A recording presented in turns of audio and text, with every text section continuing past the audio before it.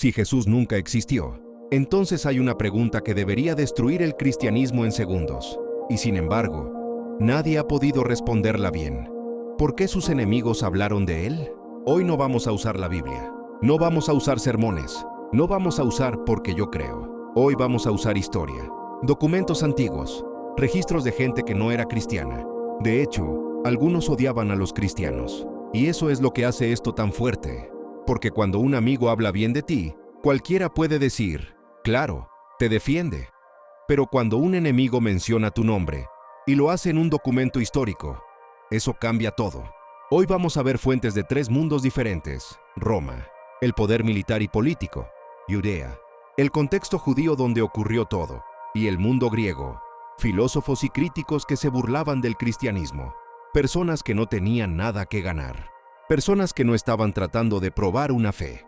Y aún así, lo mencionaron. Ahora escucha esto con atención, porque aquí está el principio histórico clave. Si varias fuentes independientes coinciden en un mismo hecho, los historiadores lo toman como un evento real. Y cuando esas fuentes no solo son independientes, sino también hostiles, la evidencia se vuelve todavía más fuerte. Eso es precisamente lo que ocurre con Jesús. Porque el debate serio, académico, histórico, no es si Jesús existió. La gran mayoría de historiadores modernos, incluso no creyentes, admiten que Jesús fue un personaje real del siglo I. El debate es otro. La pregunta real es, ¿quién fue realmente? Pero antes de llegar allí, tenemos que responder primero esta. ¿Tenemos pruebas históricas fuera de la Biblia de que existió? Y aquí es donde todo se pone interesante, porque no estamos hablando de un solo texto. No estamos hablando de una sola persona. Estamos hablando de menciones en diferentes contextos, en diferentes lugares, por diferentes autores. Algunos lo mencionan para acusar, otros para ridiculizar, otros para describir un problema político. Los cristianos. Pero todos, sin querer, dejan una huella. Y esa huella tiene un patrón que se repite. Existió un hombre llamado Jesús, asociado al título Cristo. Fue ejecutado en Judea. Sus seguidores crecieron rápidamente, y Roma terminó preocupándose por ese movimiento. Y esto es lo que quiero que entiendas. Los romanos no escribían para proteger el cristianismo. Los judíos no tenían interés en exaltar a Jesús. Y muchos críticos del mundo antiguo se burlaban de sus seguidores. Aún así, su nombre aparece. Hoy te mostraré 7 pruebas históricas reales, registradas fuera de la Biblia, que confirman que Jesús de Nazaret sí caminó sobre esta tierra. Y la primera prueba no viene de un predicador, no viene de un discípulo, viene de un historiador romano tan serio, que todavía hoy se estudia en universidades. Y lo que escribió, es imposible ignorarlo. Y ahora vamos directo al punto. ¿Qué escribió Roma sobre Jesús? ¿Y por qué ese testimonio sigue siendo tan incómodo hasta hoy? Su nombre era Publio Cornelio Tácito. Tácito no fue un escritor común. Fue senador romano, gobernador y uno de los historiadores más respetados del imperio. Sus escritos todavía se estudian hoy en universidades de todo el mundo porque era conocido por algo muy claro. Tácito no escribía rumores, escribía hechos, pero hay un detalle que lo cambia todo. Tácito no era cristiano, no simpatizaba con los cristianos. De hecho, los despreciaba. Para él, el cristianismo era una superstición peligrosa que estaba causando problemas en Roma. Eso hace que lo que escribió tenga aún más peso. En su obra Anales, escrita alrededor del año 116 después de Cristo, Tácito describe un evento histórico concreto: la persecución de los cristianos bajo el emperador Nerón. Mientras explica por qué Roma los castigaba y de dónde surgió ese movimiento, Tácito menciona el origen del nombre cristianos, y ahí escribe algo clave. Dice que los cristianos reciben su nombre de Cristo, quien fue ejecutado durante el gobierno de Poncio Pilato, en tiempos del emperador Tiberio. Detente un momento y piensa en esto. Esto no es un texto religioso, no es un sermón, no es una tradición cristiana repetida con los años. Es un documento romano oficial, escrito para explicar un problema político y social. Y en ese contexto, Tácito confirma 4 datos fundamentales. Existió una persona llamada Cristo, fue ejecutado, murió, bajo Poncio Pilato. Todo ocurrió durante el reinado de Tiberio. Ese marco histórico corresponde exactamente al contexto del siglo I. Pero aquí está lo más revelador.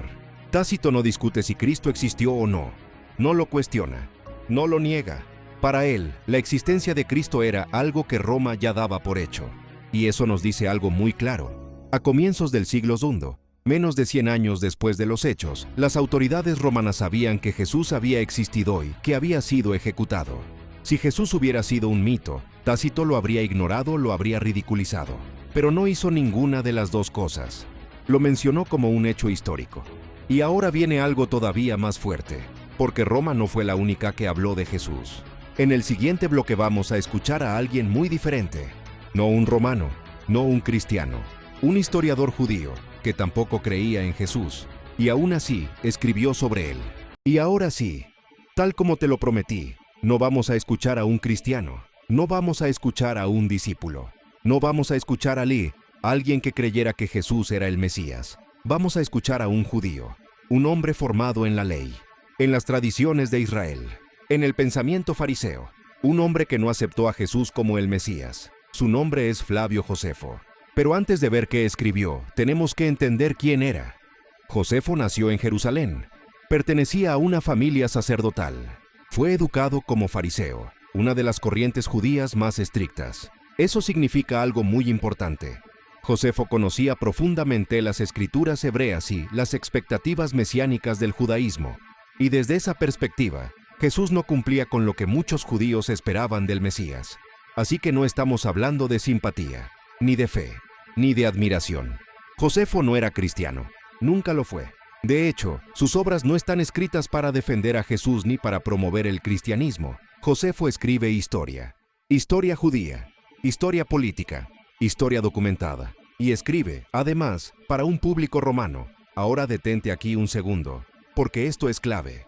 Si Jesús hubiera sido solo un mito creado por cristianos, Josefo no tenía ninguna obligación de mencionarlo. Podía ignorarlo, pasar de largo, borrarlo del relato, pero no lo hizo. En una de sus obras históricas, cuando habla de acontecimientos reales y personajes verificables, menciona a Jesús, no como una figura mística, no como una alegoría, no como una leyenda religiosa, lo menciona como una persona real. Habla de Jesús como alguien que vivió, que fue conocido y que tuvo seguidores. Y también menciona algo más, que después de su muerte, el movimiento no desapareció. Eso es crucial, porque la norma en la historia antigua es esta. Cuando muere el líder, el movimiento muere con él. Pero con Jesús no pasó eso, y Josefo lo sabe, y lo escribe, no para predicar, no para convencer, no para llamar a la fe, simplemente porque es un hecho histórico que no puede ignorar.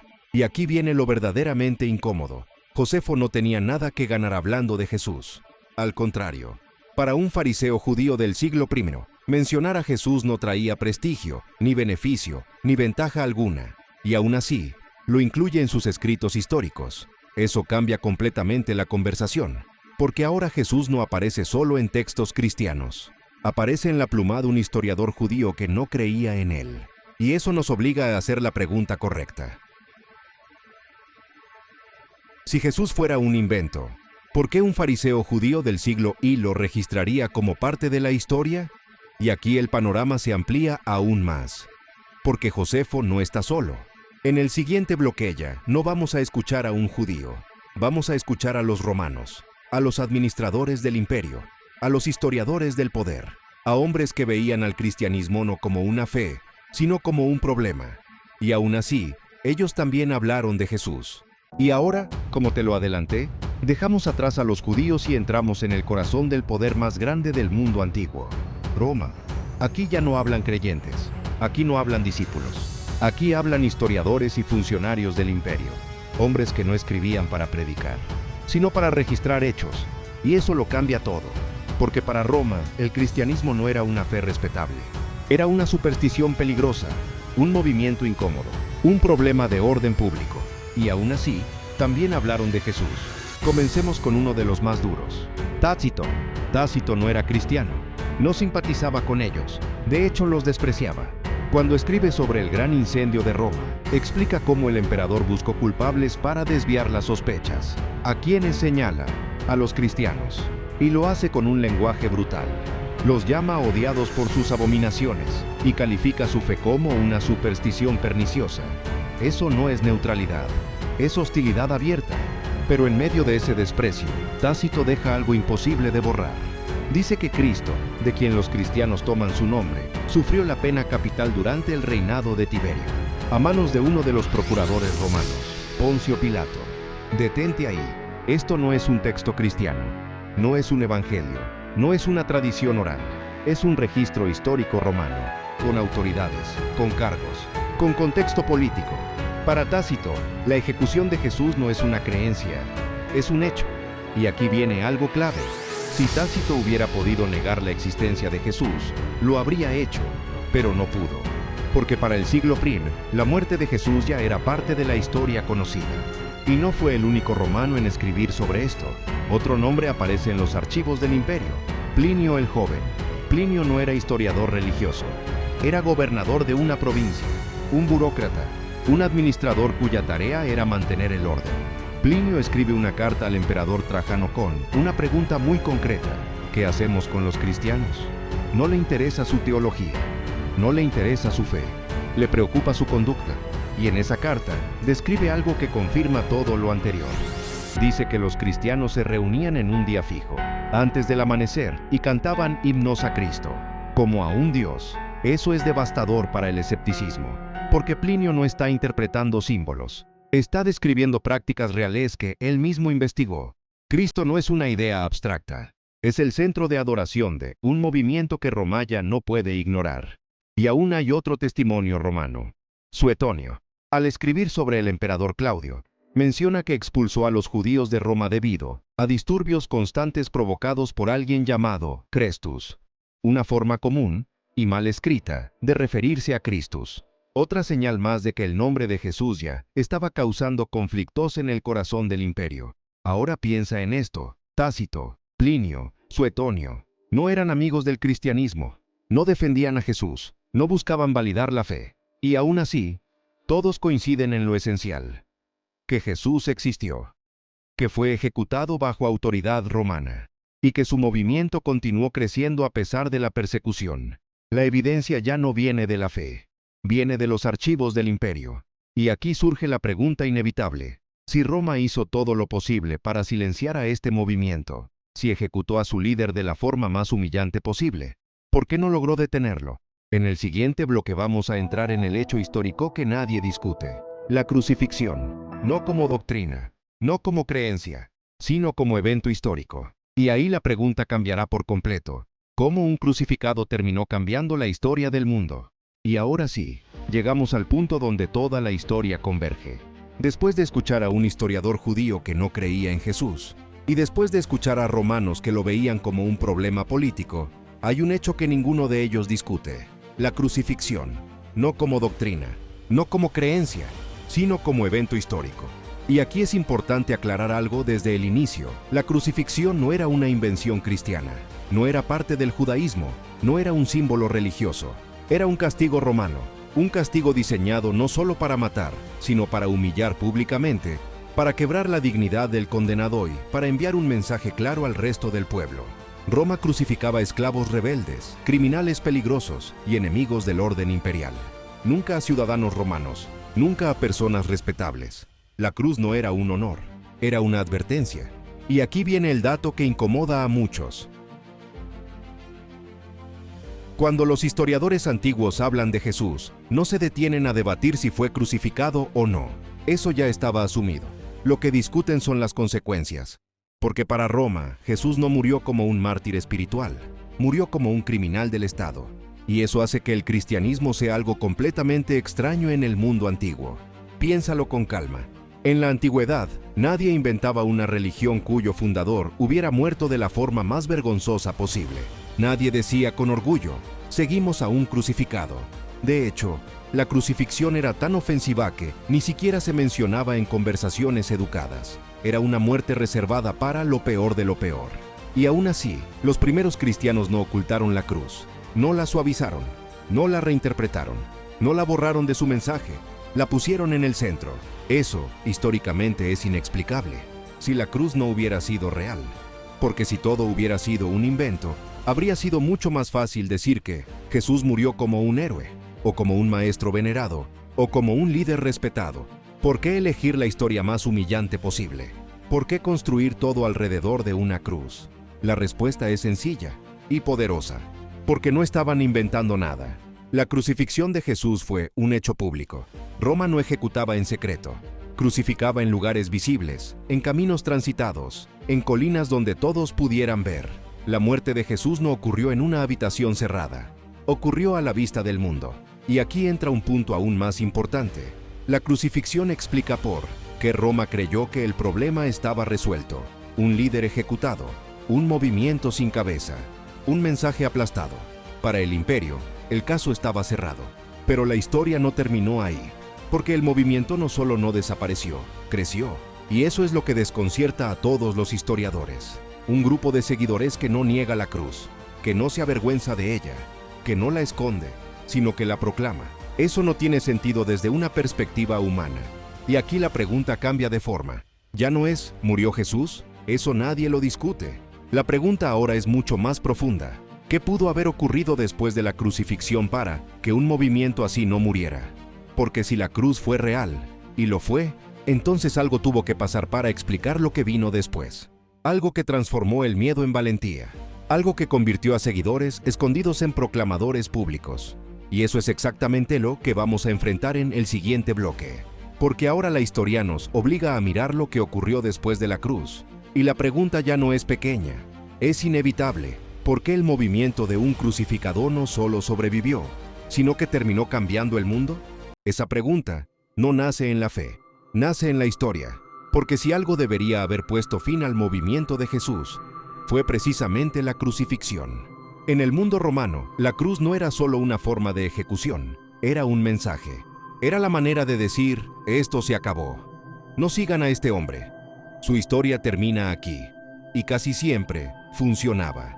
Cuando un líder era ejecutado públicamente, sus seguidores huían, se escondían o simplemente desaparecían de la historia. Pero con Jesús, eso no ocurrió. Los primeros registros nos muestran algo incómodo para cualquier explicación sencilla. Sus discípulos no eran poderosos, no tenían dinero, no tenían influencia política, no tenían ejércitos, no tenían protección. Al contrario, eran conocidos, eran identificables y eran vulnerables. Después de la crucifixión, no obtuvieron privilegios, obtuvieron persecución, no recibieron honores, recibieron amenazas, no ganaron prestigio, ganaron rechazo. Desde un punto de vista humano, seguir hablando de un crucificado era lo peor que podían hacer. Y sin embargo, eso es exactamente lo que hicieron. En lugar de esconderse para siempre, empezaron a hablar. En lugar de negar a su líder, lo proclamaron. En lugar de huir del peligro, se quedaron. Y aquí está el verdadero problema histórico. Nadie se juega la vida por algo que sabe que es falso. El movimiento no nació en un ambiente favorable. Nació en el mismo lugar donde Jesús fue ejecutado. No comenzó décadas después, cuando ya no quedaban testigos. Comenzó cuando todavía vivían quienes habían visto los hechos. Y aún así, no hay registros de que alguien lograra apagarlo. Ni con cárceles, ni con amenazas, ni con ejecuciones. La pregunta ya no es solo, ¿murió Jesús? Eso ya lo aceptan los historiadores. La pregunta ahora es mucho más profunda y mucho más inquietante. ¿Qué convenció a un grupo de hombres comunes a vivir, predicar y morir por un crucificado? Porque algo tuvo que pasar, algo que transformó el miedo en valentía, el silencio en proclamación, la derrota en expansión. La historia nos obliga a enfrentarlo, no como doctrina, no como creencia, sino como un hecho que exige explicación. Y en el siguiente bloque, vamos a acercarnos al punto exacto donde la historia se vuelve incómoda para todos. Porque hay algo que ocurrió después de la cruz, que cambió todo. Y no estamos hablando de rumores, no de leyendas tardías, no de textos escritos siglos después. Estamos hablando de hechos que dejaron huella histórica. Tras la ejecución de Jesús, lo normal habría sido el silencio, el miedo definitivo, la disolución del grupo. Eso es lo que siempre pasaba. Pero en este caso, ocurrió lo contrario. Apenas semanas después de la crucifixión, el mensaje sobre Jesús no desapareció. Apareció con fuerza, no en Roma, no en otro país, sino en el mismo lugar donde había sido ejecutado. Y esto es clave. Si todo hubiera sido una invención, ese era el peor lugar para empezar. Allí vivían los testigos, allí estaban las autoridades, allí podían desmentirlo todo. Y sin embargo, el movimiento comenzó ahí. Desde el punto de vista histórico, eso es profundamente incómodo. porque el mensaje no era «nuestro líder vivió», era «nuestro líder fue ejecutado», y aún así, esto no terminó. Los primeros seguidores no ganaron poder, no ganaron dinero, no ganaron seguridad, ganaron persecución. Y aún así, el mensaje se expandió. En pocas décadas, un movimiento nacido de un crucificado llegó a ciudades importantes del Imperio Romano, sin ejércitos, sin influencia política, sin imposición, solo con testigos dispuestos a sufrir por lo que afirmaban haber visto. Y aquí es donde la historia se vuelve aún más seria, porque los registros antiguos no muestran a estos hombres como fanáticos buscando fama. Los muestran como personas que sabían que hablar significaba cárcel, y muchas veces, muerte. Desde una perspectiva histórica, eso deja solo dos opciones reales: o estas personas estaban mintiendo, y aceptaron morir por algo que sabían que era falso, o estaban convencidas de que lo que proclamaban había ocurrido realmente. Y la historia nos muestra algo claro. La gente puede morir por una mentira que cree verdadera, pero nadie muere por una mentira que sabe que es mentira. Eso es lo que hace que este caso sea único. La cruz no silenció el movimiento, lo provocó. El fracaso no lo destruyó, lo impulsó. Y el hombre que fue ejecutado como un criminal terminó siendo el personaje más influyente de la historia humana, no por imposición, no por violencia, no por poder, sino por algo que ocurrió después de su muerte y que dejó marcas imposibles de borrar. La historia no nos pide fe aquí, nos pide una explicación. Y cada persona que llega hasta este punto tiene que decidir si ese impacto histórico puede explicarse, sin enfrentarse a lo que ocurrió después de la cruz. Porque un crucificado no cambia el mundo, a menos que algo extraordinario haya sucedido. Un crucificado no debería cambiar la historia, y sin embargo, lo hizo, no por poder, no por violencia, no por imposición. La historia no nos pide fe para aceptar el impacto, nos pide una explicación. Y para muchos creyentes, descubrir que su fe no es ciega, sino que también puede sostenerse en la historia, no debilita la fe, la fortalece. Si este contenido te ayuda a pensar, a creer y a formarte, suscríbete al canal y compártelo, para que más cristianos sigan creciendo con una fe firme, informada y consciente.